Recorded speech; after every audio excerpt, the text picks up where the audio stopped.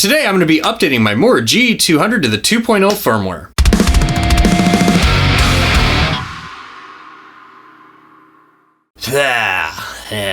Hey everyone, how's it going? Welcome to the channel. So I got a message recently from a guy named Jan, maybe it's Jan. If I'm butchering your name, I apologize. But anyways, he asked me if I had updated to the 2.0 firmware, which I thought was interesting because I own a GE200 and I never got an email about a 2.0 firmware. I follow them on Facebook. I never saw a post about it. I know they did post about it on Facebook, but I actually had to search for it to see it. I thought it was kind of weird. I mean, it's a pretty big update. So yeah, dude, thanks for letting me know about that. I really appreciate that. So in this video, I'm gonna walk you through the install and show you some of the new updated features, and we'll see if it brings any value to the GE200. Some of the new features are, there's a mono pitch shifter now. The pitch shifter is actually something I use a lot on my Line 6 Pod HD. It's something that I never use on the Mooer because the pitch shifter in the Mooer just doesn't sound good. So I'm excited to see that. We'll see if the new pitch shifter sounds better than the old one. Oh, trails, effects trails. So this is something that drove me crazy on the GE200 is when you turn your effects on and off, you'd have this little like pause or like silence gap in between turning them on and off. And supposedly that's fixed now. So I'm really excited to try that out and see how that works. The looper pre-post position, I don't really use the looper so much, but we'll look at it.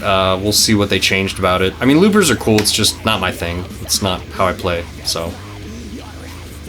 The reverb and the delay are supposed to sound a little bit better, which I never noticed any problems with the reverb and the delay before, so I mean, we'll see if they sound better. So we're gonna check out these updates and see if they bring any value to the GE200. By the way, this is gonna be my last GE200 video for a while. I have other stuff I wanted to do. It's just like, coincidentally, I just got this thing out and I started using it a lot more in my band, and so I wanted to talk about it more naturally, and then a bunch of stuff happened, like the update came out and people had questions about it, so yeah, it's really awesome, but I can only make so many videos, and I do have a bunch of other things that I want to do, so this is going to be my last GE200 video for a while. If you have any questions about the GE200 or anything that I'm doing, please leave them in the comments below. I'd be more than happy to answer them. Your guys' comments actually give me ideas for videos, so it's really valuable to me, like, you know, if you have questions about things or you want to know stuff, just ask. I like talking about gear and stuff, so yeah, comments. Leave the comments. And as always, liking the video, commenting, sharing, that stuff really helps out my channel, and I really appreciate it. So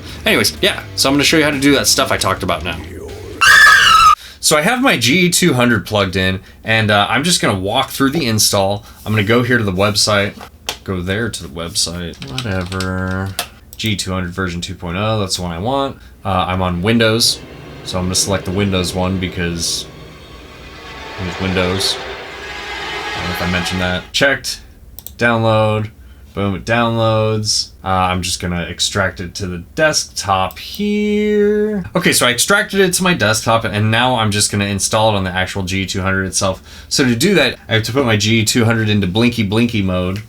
That's the technical term for that. If I remember correctly, is I hold this button down. So you hold this first button down, the one that says reverse underneath it, then plug this thing back in. Hey, look, it's in blinky mode. I'm gonna click on this, install.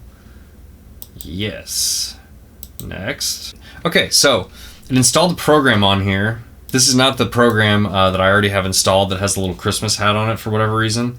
I guess it came out at Christmas time, so it's got a Christmas hat on the icon, and it's on top of a, I don't know what that is. Looks like a donut. It's a Christmas hat on a donut. You know how many times I've actually like gone on my computer and legit been like, oh, like I'm gonna open up the GE200 program. I haven't, you know, messed with that in a long time, and I'll go here and I pull up, this is where I keep all my programs that are like important that I use on a daily basis. So it makes sense that it's on there, but I'm scrolling through these things and I'm like, I don't see it. Do I have that program?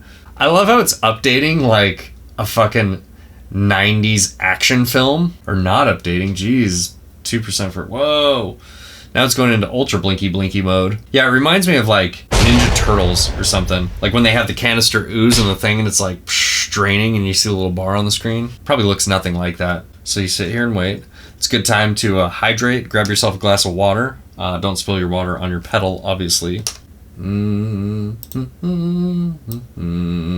Yes, I have been listening to the new Motionless in White album, or the new Edema album, as I like to think about it. You know, this isn't a Motionless in White review, but look, I'm just sitting here waiting for this thing to update, so why don't I just tell you what I think about that album? If you are a fan of late 90s, early 2000s nu metal, you'll probably really like it. It sounds a lot to me like Edema, If anyone remembers that band, it's got a lot of synth stuff going on there and like a really punchy sampled bass drum. And oh look, the update's done. Those are my thoughts. That album sounds like Edema and Orgy. And if you like those bands, great. It's a great album. And if you don't like those bands, then you probably won't like it.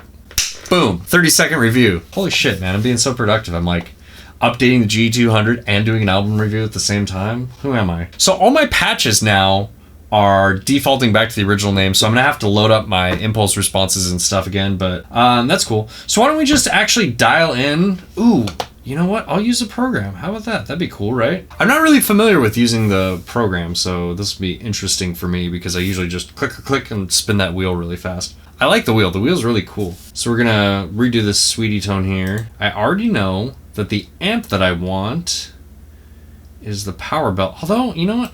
Maybe I want the Black Knight. We'll try the Black Knight, and then we'll try... Whoa. What does that sound?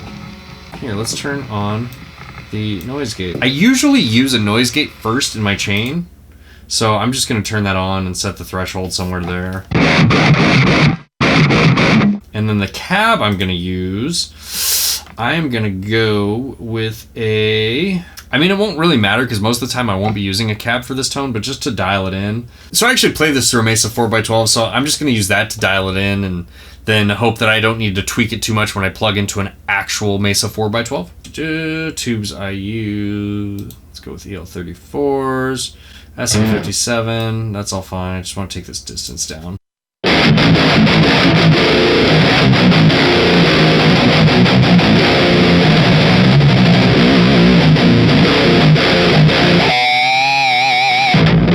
Yeah, that's good. I wonder what distance 0.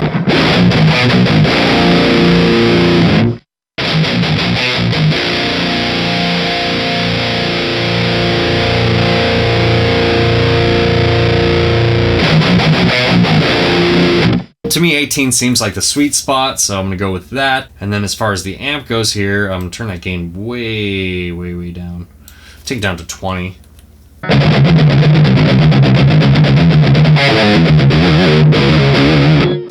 Yeah, using your gain too high can really just like kill your tone quick. So watch, here's the gain all the way up.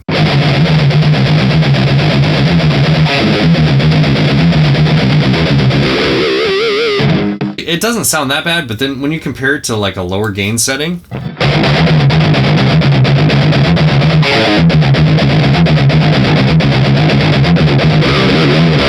it's just so much tighter, you know? So yeah, I don't know. I always just use as much gain as I need and that's it. Keep that around 60, that's fine. Let's turn the mids up to 70, treble up to 55, and presence there.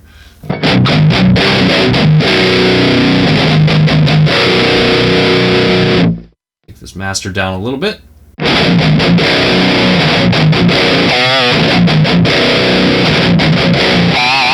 And what's up with my riffs? My riffs are all new metal-y. Must be all that motionless and white I was listening to earlier. Zing. I like the 808. The 808 is my jam, and I put this exactly how I put it in real life, which the tone's right down the middle, volume's all the way up, and the gain is all the way down.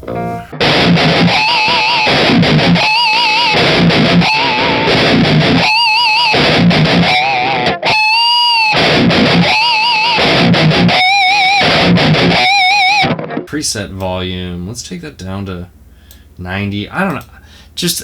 Sometimes with these presets, I get some weird like clipping that I notice, and I don't usually notice until like my videos are in post, so I'm just gonna play it safe and turn these down. Let's save this in number P1, and I'm not gonna call it Sweetie. I'm gonna call it Meh. American Meh.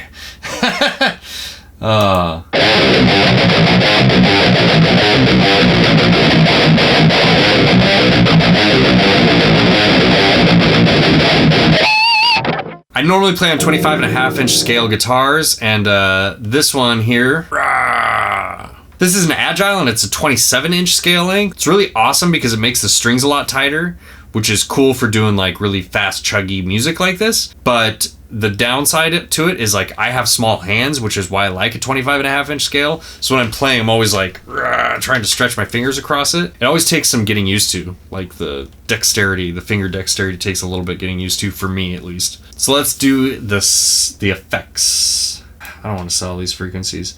I'm just going to use the Mooer G. We're going to cut all of the low.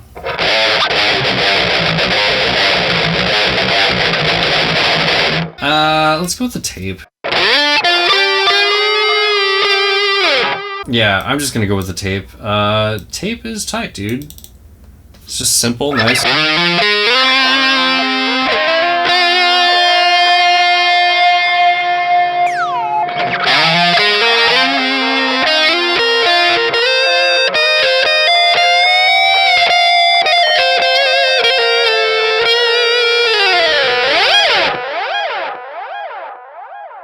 Sweet trails there. Let's do the reverb now.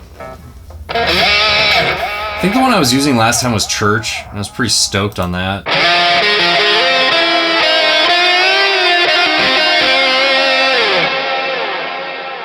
Kind of like that, but...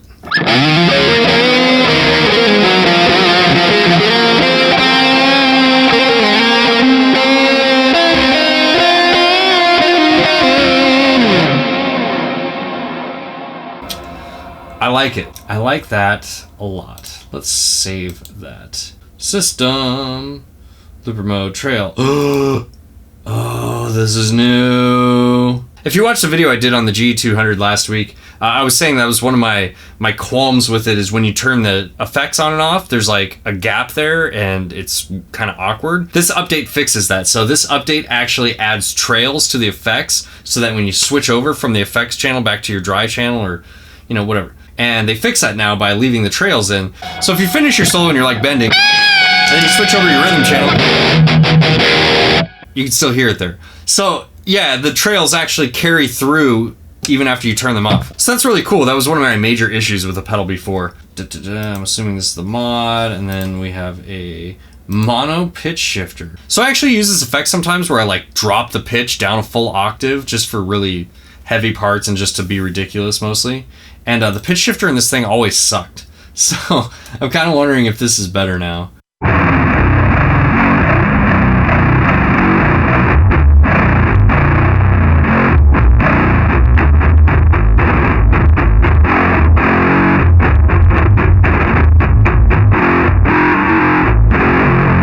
It still doesn't sound great. Okay, and just so you know that it has nothing to do with me playing in drop G sharp, I'll play something in E standard, okay? Look.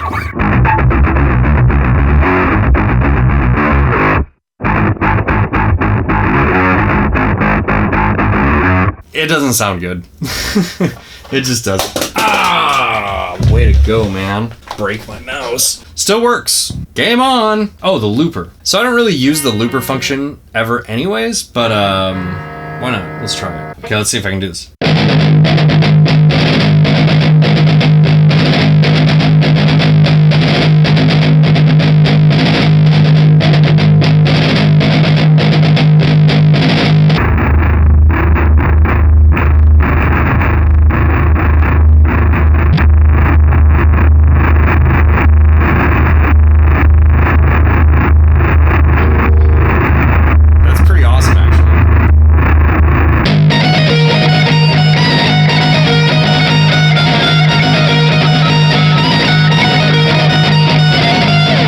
I'm using this now because the app is, it's okay, it's fine. If you like using apps, it's very straightforward and easy to use. Okay, cool.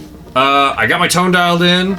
I got everything set up, so yeah, that's it. All right, guys, that's it for me. Obviously, I gotta go practice because my right hand's not keeping up there. So, gotta work on that a bit.